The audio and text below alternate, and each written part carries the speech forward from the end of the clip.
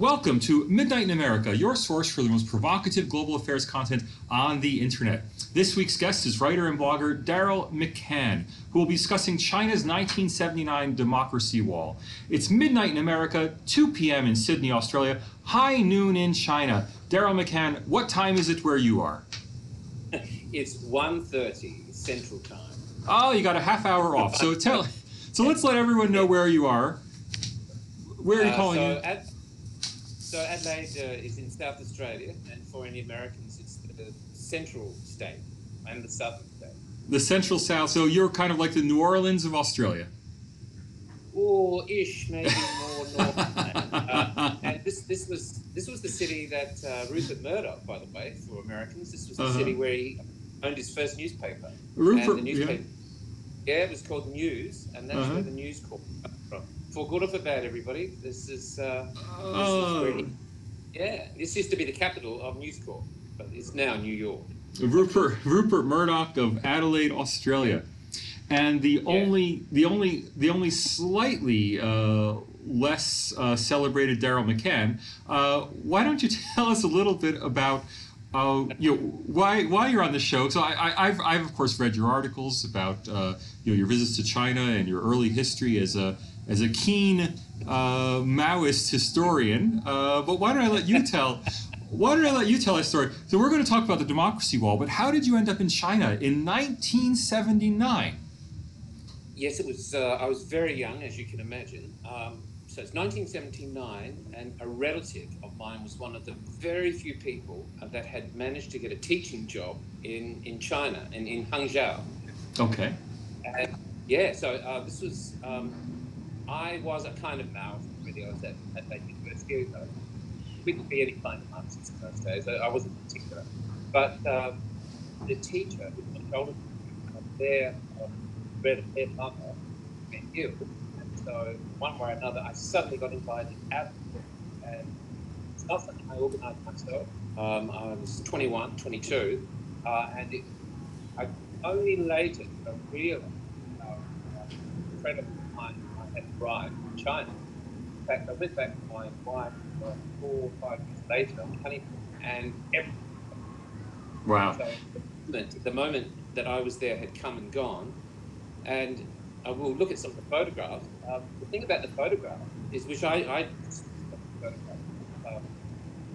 my camera. The thing about taking photographs is the cameras. The only cameras in China go to a tourist place, and some guy would have a local. That was right. Photographs of people at tourist sites. But as far as having a camera and taking lots of photographs, no one was taking them. And so to this very day, you Google China, right? My photographs come up. Oh, really? And they always will. And the democracy wall, which so before we get to that, I just want to ask you about this.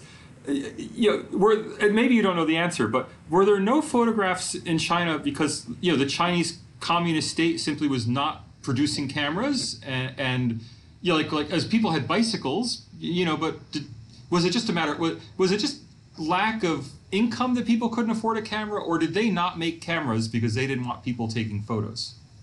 It probably might have been all of the above, except there was no hassle with photographs. So we took those what are those Instamatic cameras where you take a photograph and you get the instant photograph. Right. So when we brought that out, people would just line up. So they would have a photograph of their family. Oh, wow. And you gave them the photos. Unfortunately, all those with that. Yeah. They were really glad to have them. So there didn't seem to be any law against taking. The people were earning $30 a month. Right. And so they wouldn't. I've got different stories about how they didn't. Even the university lecturers was very poor. Right. I don't think there was a law against cameras, although I wouldn't be surprised if going back to the 79, go back to the Cultural Revolution, I wouldn't have been surprised if that there were laws. Certainly there were laws in taking. There's certainly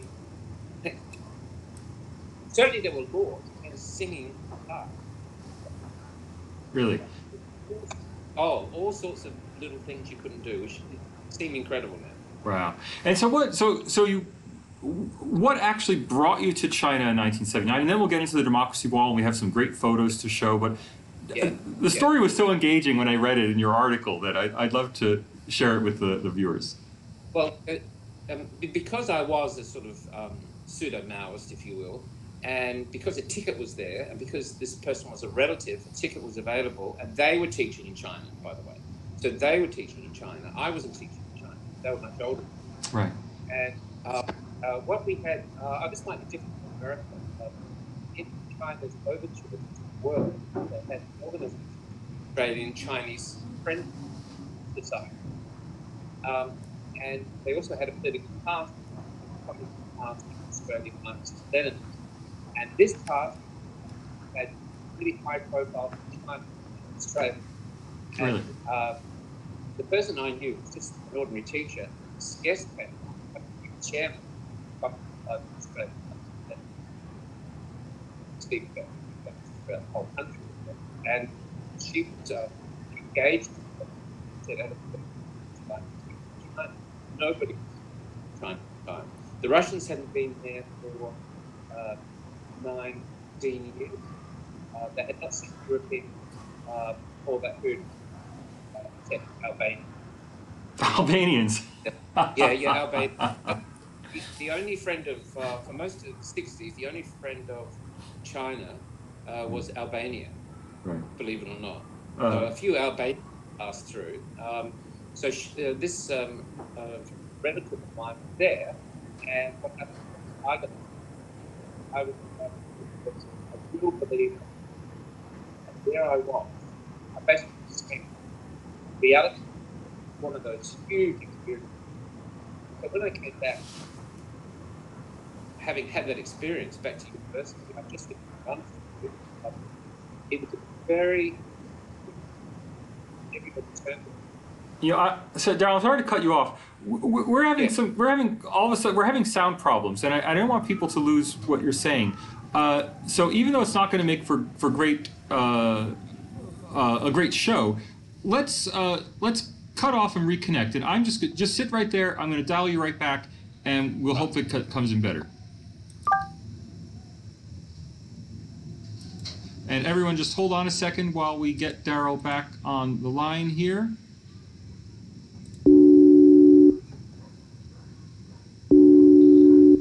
And I think we're getting there. Great. Yeah. And is that okay? We have your voice. We just need your video. Oh, I'll press the video button. There we go. And I'm very sorry about that, but I really don't want people to miss out on this. Is that okay? Yeah. So you were telling us about ending up in China, and Albania was their only friend. And people, I just have to add this, because you mentioned Australia was well liked in China.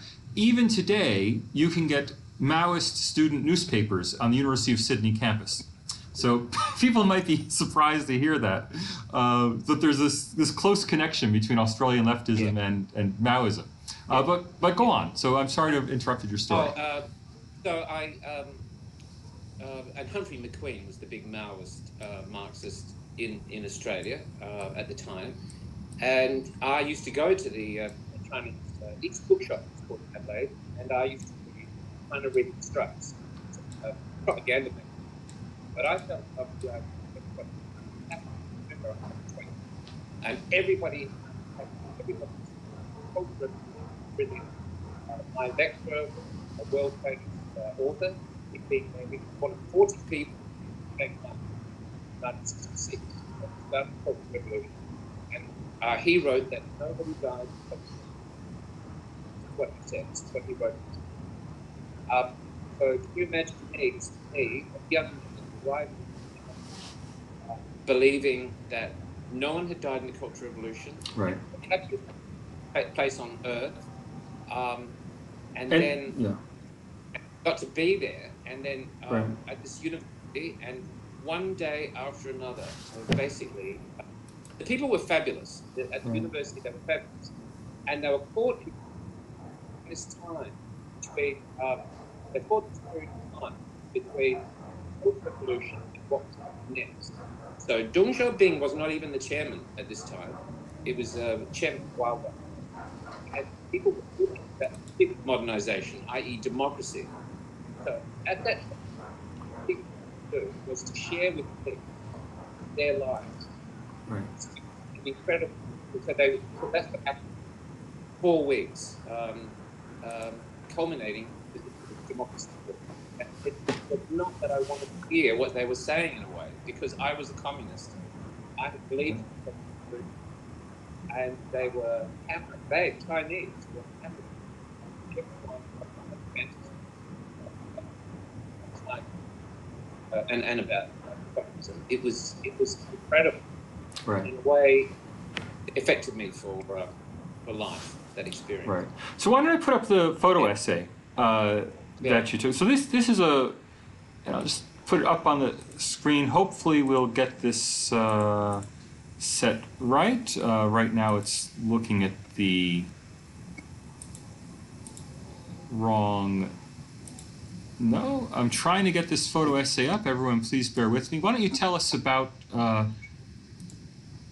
where this came from? These are photos from your trip to China in 1979. 79. So when we see the photographs, I'll just talk about the first photograph. It's a garage, and it's one of the few petrol garages in a city, quite a large city, Hangzhou, Right. because most garages were bike shops. That was the garage. That was the vehicle that everybody traveled on, a bike. Because of my contact, we got to drive around a sort of car. Right. And it had curtains. And is this your car, the blue car? That's, oh, you got it, yeah. So the blue car was our car, and you can see there's an army car to the right of it. And when we were driving in a city, I'm not sure the population, 4 or 5 million. So when we were driving through the city, there was, I think, was only one stoplight, one main stop, and we virtually never saw another car. I can't remember seeing another car. It was just us driving along, and because I was a communist, and because I was 22, and because I was shallow, I just enjoyed the whole thing. I was sitting out the curtain and looking out at the population on the bike. Well, sometimes we would ride our bike, which was good fun. But we were kind of like, if you went to a park and you sat down, I would look up and there'd be 150 people gathered around me. Right. And they were all thinking I was great, by the way. It was all thinking, it was kind of a mixture, because I hadn't seen Europeans for such a long period of time. It's kind of like, you see a monster, like an alien. I was like an alien. Now I'm going to scroll through. We see the peasant getting off the bicycles with, are those chickens or ducks? I think they're ducks, and so he was sitting in the back, and he had these bags, and we didn't even know what was in the bags until then he got off, and then you can see he's had to take one lot of the bags out, and that's all the food was obviously. I mean, that's a tradition in China that the food is fresh, right? And so he's literally taking that to the restaurants in from the countryside, right. So a lot of the go on. Oh, so we see lots of apples and lettuce out in the street, and so everything is on the outside to keep it, I guess, as fresh as they could be. Right, and then here's a photo. Everybody is just wearing blue uniforms, almost like everybody wore blue. And I guess the closest thing to it is if you look at North Korea, today. The only difference was children were able to wear color uniforms, and people wore the green. Underneath those clothes, though, they would have, they'd have jumpers and color and so on and so forth. But because they're still coming out of the Cultural Revolution, it's such a... In the Cultural Revolution, as I said, you couldn't sing in the park. You couldn't everyone had to look the same. It was fantastically Orwellian. And one day at the university, a woman came in had a pocket and top here, and of course it was sort of ornamental pocket, and next day she came back without the pocket there. In other words, Yeah. they themselves taught self-policing. Right. Wow. And all these things Yeah. really were shocking to me. Everything was not how I thought it was going to be. Right. So we'll get by the night cart. The night cart, of course, is people unloading night soil from night soil being crap excrement from a tank Yeah. into in the middle of the day. into a cart. That was taken. Yeah, well, that was taken inside the bus. But if you were down near the door of the bus, it really stank. The toilets. I mean, I'm not sure what they're like today, but the women's toilets, there were just toilet seats. Apparently, there were no booths for anyone, and it's just a big fight was being had. Right, and then we'll get to the main event, which is the democracy wall. So what I'll cue these up. So we have the two photos of the democracy wall, and I'll leave that to you to describe them for our viewers. Okay, so the democracy wall, you could say, anticipated Tiananmen massacre by 11 years. Right. And what had happened in this very interesting period between the Cultural Revolution and before Deng Xiaoping really taking control, the government allowed to protest by putting up a poster which was basically a plea to live these things. And basically that things like to the local park, my husband missed 1967, or actually more like 68. Could you please, could he be found, or his fate be? That sort of right. Right. The first I could speak, and then there was a sense that, as I said, the big modernisation would be democracy, and that the West, that China was the Western really dealing, and people had a good sense of that, and so people put this up. And to be honest, I still didn't understand really what was going on. I was just taking it. Share with whatever time. Kind of no one ran a solution. I used to say to them, look back. As I've written in the article, partly to be their guilt. Right. Those executions as witnesses, at the very least. And the right. people showing me around, they might have killed the other person's friend. They might have been in a different faction. And now they've all been brought back together at the university. Right. So it's all still, the penny's still dropping. My fourth week, I took a photograph. Only when I came back to Australia, democracy was floating. Right. Some of the more famous people who'd put their posters up were arrested. Right. And Dung, I guess that was the long journey was the square festival. This was the post, and that's what we considered until we finally get to right. 9. So it was like it was such an interesting time because there wasn't hope. China, in my 4 weeks, I've gone. It already was the greatest place on the planet. Right. To finding out all the horror story, and then just getting a taste of things were going to change. But then that was closed down in literally it started November or right in October. Okay. But they're historic. All right. Now I'm opening the call-in lines.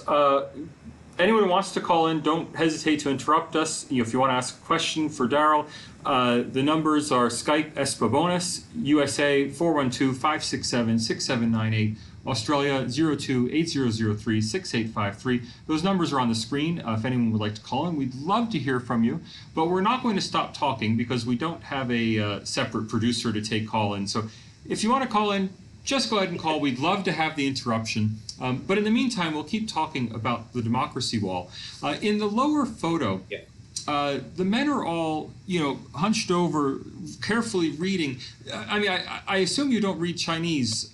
Do you know what they're reading on the wall? Do you know what they're so carefully looking at? Yes. So as I was saying before, there were a plaintive pleas to the government, right, to please find a missing relative. Oh, so these are those. But then, are these people looking for their own relatives? Like, is it a list of names and? Those people there would be just, this is so interesting. That's what they would be doing. They'd be reading other people's plaintive pleas for the liberation of someone else's, and it would be just so interesting. It's hard to explain how you've not seen this. No one's been allowed to say anything. They had, every Wednesday afternoon, there was struggle sessions where if anyone had, it was still where if anyone had done the wrong thing, the teacher had a struggle session. So they were still policing themselves in a sense, and so this to them would have been absolute magic or shock, both of freedom of expression, which of course I think the first case. Right. So they're not looking for they're not probably looking for their relatives. Everyone is just gravitating there because this is unbelievable that people are saying what they think. That's what they've come to look at. They can't believe it's happening. So interesting. Now we call it a democracy wall, but in the Tiananmen protests in 1989, people were explicitly calling for democracy, right? That they had signs saying "Democracy Now." They had Statue of Liberty. That it was an explicit pro-democracy protest. This 1979 democracy wall, is it really about democracy, or was it more a traditional? In China, there's a long history of petitions, for example. Was this more was this just a petition? I don't want to say just, but was this a classical Chinese petitioning wall where they were just posting petitions to the government, or were these people really out there demanding a different political system? So it would be a mixture of both, and I'm quite happy to think that it's 90% the traditional protesting or asking the government very politely, all very polite, right? And I think they're thinking, the Gang of Four on the right. There's a mixed feeling. There's the hope that maybe democracy is around the corner. Right. So I doubt there will be no corner. But there will be the hope that we're always open and would be allowed to. It's more like allowed to speak up. As I said, I think democracy square. Build confidence. It's about the taking thing. And I had that with I've always been very careful never given their names. Right. Because it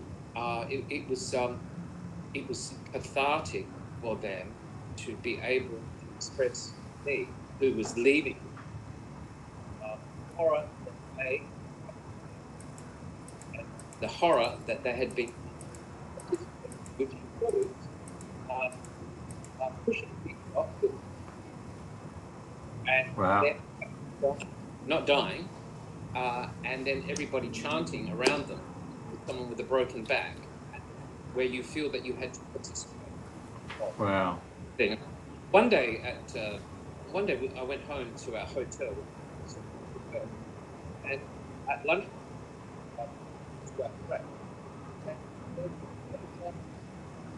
Execution on the local channel. Oh.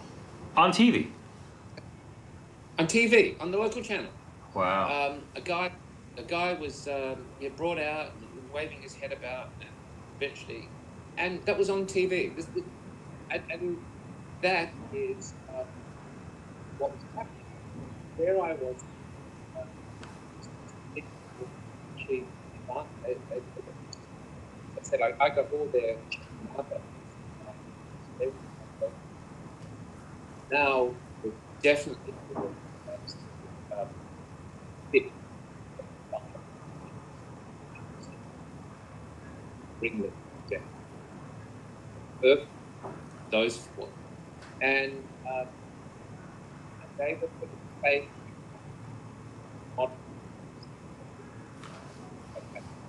And to allow. But really the history of pragmatic Deng Xiaoping, if you go back through his history, he wasn't really prejudice. He was part of the post 100 Flowers crackdown. He was in a lot of crackdowns. I mean, he was communist. And what the pragmatic, that was never in their agenda. But this war, people think maybe is an agenda that was very scared. A lot of Western thinking that China, the United States, right, the West, and as I think you referred to a kind of Confucian revivalism in China, right? And I thought, yeah, that is spot on. That's really well said. With a lot of sort of legalism and group. Right. No one knew that then. No one knew where this was going. One of the frustrating things was back, and I was happy to tell everybody what I'd experienced. Right. This is at the university, my friends, and no one believed it. I was picking it up, and I was considered, which I was still way to the left. I was considered you were like Solzhenitsyn. That's what I remember. Or just say what happened, and it was tremendous. Because it demolished my view of university as being, as I'd had, was a place for the truth. I mean, obviously it does, certain places, but that had not been my experience. It was a huge experience for me. It didn't turn me into being conservative. It demolished my old left views and left me really for 10 or 20 years struggling to see the world. Right. Well, as a university teacher myself, I have to say that a lot of what I find troubling about universities is that we're always telling students to take a critical point of view and to question everything except what we tell them. And and which is it's wrong because as a teacher, an educator, a lecturer, the best thing you can do is, of course you know more than them, you should, but to not allow them, not to stretch, not to allow them to work through their thinking. Right. It's the opposite. It should be the opposite of a safe space. Right. For them. And if we treat each other respectfully, and not lose our temper, like people, you have a discussion and stuff, a meltdown. We have quite a lot. And me having a meltdown. But when someone has a meltdown, they haven't won the argument, or when they try and shut things down, they haven't won the argument. And that is, I think I've written the argument. Now, when I was at uni, sometimes when I'd accidentally question what the lecturer was saying, so even my professor, I would question, but I wouldn't find it very. Just I mentioned one that I so what to say, horizontal challenge. But I wasn't trying to be rude. I was horizontally challenged. He was still alive at the time. Say, I just wondered how come he's so fat. and everyone else so thin. He's so skinny. It was like and then he was very nice to me, but then it was if I had stood up in a church and called out, "There's no God." That's what it felt like. Right. I didn't complain, but at the time, this was my going there. That really shocked. I wasn't a conservative. I was right wing. Just asked, why did they teach us? Why do they believe? Why have they done it? Didn't go down very well. Let's get back to China. We have a few more minutes left, and we'll wrap up within the next 4 minutes or so. But something that strikes me is, we know the history of Europe better because it's communism has fallen and archives have opened up, and it's much easier to study Eastern Europe. And we're kind of aware that the Solidarity movement didn't suddenly create democracy in 1990. It was a 10-year process, and there were strikes throughout the 1980s.